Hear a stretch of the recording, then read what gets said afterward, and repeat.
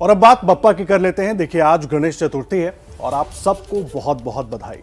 लेकिन साथ ही आपको यह भी याद दिलाना हमारा फर्ज है कि कोरोना का खतरा अभी टला नहीं है, इसलिए त्योहार जरूर मनाइए, लेकिन पूरी सावधानी के साथ।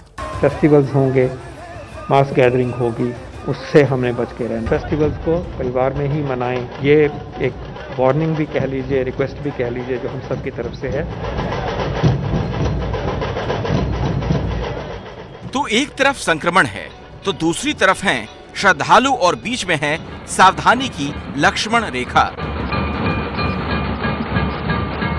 जिसे लांघना न सिर्फ भक्तों बल्कि पूरे भारत को महंगा पड़ सकता है। इसीलिए सरकार कह रही है कि त्योहार मनाइए जरूर, लेकिन कोरोना नियमों को तोड़े बिना।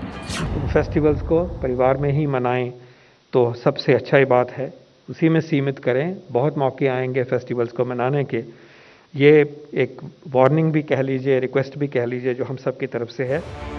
सरकार को ये बात बार बार इसलिए याद दिलानी पड़ रही है क्योंकि आज से गणेश चतुर्थी की शुरुआत हो चुकी है। महाराष्ट्र वो राज्य है जो संक्रमण का सबसे खराब दौर देख चुका है और ऐसी नौबत दोबारा ना आए, इसीलिए उद्धव सरकार ने गणेश उत्सव के दौरान पंडालों में आम श्रद्धालुओं के जाने पर प्रतिबंध लगा दिया है। बीएमसी ने भी पंडालों में श्रद्धालुओं के प्रवेश पर रोक लगा दी है। समारोह के दौरान जुलूस में भाग लेने वालों की संख्या भी सीमित रहेगी। सार्वजनिक पंडालों में मूर्ति लाने और विसर्जन के लिए ले जाते समय 10 से अधिक लोग मौजूद नहीं होंगे। घर में मूर्ति लाने और विसर्जन के लिए ले जाते समय अधिकतम 5 लोग ही मौजूद रहेंगे। जुलूस में भाग लेने वालों को अनिवार्य तौर पर कोविड-19 रोधी टीके की दोनों खुराक लेनी होगी और दूसरी खुराक लिए हुए 15 दिन से अधिक समय होना चाहिए।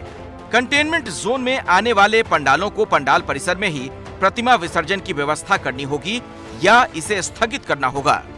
बीएमसी ने घर में स्थापित किए जाने वाले गणपति की मूर्तियों की ऊंचाई 2 फुट जबकि सार्वजनिक मंडलों के लिए 4 फुट तक सीमित कर दी है।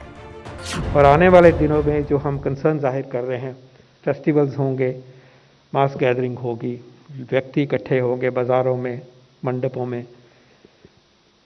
और पंडालों में, उससे हमने बच के रहना है। देश में कोरोना की दूसरी लहर अभी खत्म नहीं हुई है।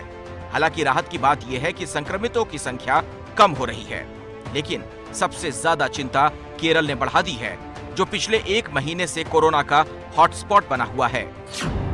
गुरुवार के आंकड़ों के मुताबिक पिछले 24 घंटों में देश में कोरोना के 43,263 नए मरीज सामने आए, जिनमें से 30,136 कोरोना मरीज सिर्फ केरल में ही मिले हैं। देश में कुल कोरोना मामलों के 68% अकेले केरल से हैं। केरल इकलौता ऐसा राज्य है जहां अब भी 1 लाख से ज्यादा एक्टिव केस हैं।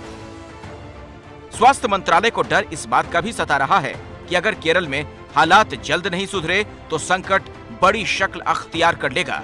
हालांकि स्वास्थ्य मंत्रालय के मुताबिक केरल से अलग देश के लिए राहत की बात यह है, देश में 58% आबादी को कोरोना की पहली वैक्सीन लग चुकी है, जबकि 18% जनसंख्या दोनों डोज ले चुकी है। देश में औसतन रोजाना 70 लाख के करीब लोगों को वैक्सीन लगाई जा रही है और सरकार का दावा यह है कि इस महीने में वैक्सीनेशन का औसत आंकड़ा नए रिकॉर्ड बनाएगा। हमें ये नहीं भूलना चाहिए कि आने वाले दिन त्योहारों के दिन हैं, उससे पहले हमें टीकाकरण की रफ्तार को और बढ़ाना होगा। त्योहार कहीं जान पर भारी ना पड़े, इसीलिए दिल्ली सरकार ने भी सार्वजनिक स्थलों पर भी गणेश चतुर्थी मनाने पर रोक लगा दी है। केरल और कर्नाटक में भी कड़े प्रतिबंधों के साथ त्योहार मनाने की अनुमति दी गई।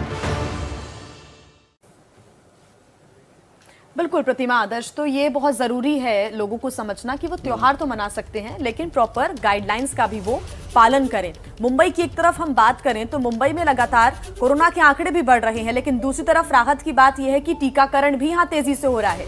लेकिन इस बीच अगर लोगों ने ध्यान नहीं दिया तो स्थिति भयावह हो सकती है। दूसरी तरफ गणेश गली में इस वक्त क्या माहौल है, क्योंकि आज से गणेश चतुर्थी की शुरुआत होने जा रही है, गणेश उत्सव शुरू हो रहा है। देखिए, जायजा लिया हमारे संवाददाता प्रशांत बढ़े ने। देश भर में अभी गणेशोत्सव की शुरुआत हो चुकी है, लेकिन हर साल मुंबई में जिस तरह से बड़ी भीड़ होती है गणेशोत्सव में, वो इस साल कोरोना को लेकर जो प्रतिबंध लगाए गए हैं इस वजह से नहीं है। और मैं हूँ अभी मुंबई के राजा कहलाने वाले जो गणेश गली का गणेशोत्सव मंडल है उसके पंडाल में, और हम देख सकते हैं अभी उसकी पूजा चल रही है, प्राण प्रतिष्ठा पूजा चल रही है। जो अध्यक्ष है इस मंडल के उनके हाथ से यहाँ पे ये पूजा हो रही है। लगभग मुंबई में हर साल हजारों की संख्या में इस पंडाल में जो भाविक है वो सुबह से ही पहुंच जाते हैं, इस प्राण प्रतिष्ठा पूजा में पहुंच जाते हैं। लेकिन जिस तरह से मुंबई में गणेशोत्सव को लेकर 144 की धारा लगाई गई है, इस वजह से बहुत सारे प्रतिबंध जो है वो गणेशोत्सव पर आए हुए हैं। लगभग जो मंडल के कुछ चुने कार्यकर्ता है उनको मंडप इस पंडाल में जो है एंट्री मिली हुई है, और इसी के साथ जो लोग हर साल यहाँ पे दर्शन के लिए आते हैं उनको प्रतिबंध लगाया गया है, और उनको ऑनलाइन जो दर्शन है उसकी सुविधा यहाँ पर उपलब्ध की गई है। कैमरामैन संजय के साथ प्रशांत बड़े, एबीपी न्यूज, मुंबई।